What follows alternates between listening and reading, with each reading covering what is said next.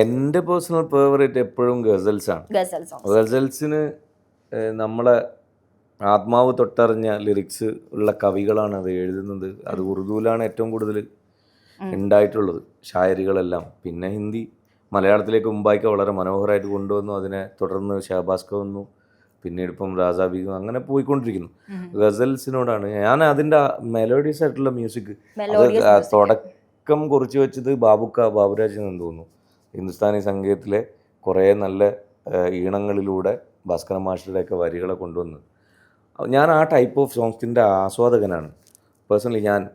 അതുകൊണ്ട് പുതിയ കാലത്തിൻ്റെ പാട്ട് ഇഷ്ടമല്ല എന്നൊന്നും ഞാൻ ഒരിക്കലും പറയില്ല. കാരണം റഹ്മാൻ സാർ എൻ്റെ ഒരു റോൾ മോഡലാണ്. അദ്ദേഹം ഈ പറഞ്ഞ പോലെ ദിലീഹ് ഫാത്തിമയൊക്കെ നമ്മൾ ഒന്ന് ക്രിയേറ്റ് ചെയ്യുക, അങ്ങനത്തെ ഒരു പിന്നെ വെറൈറ്റി മ്യൂസിക് കേരളത്തിൽ ആദ്യമായിട്ടായിരിക്കും.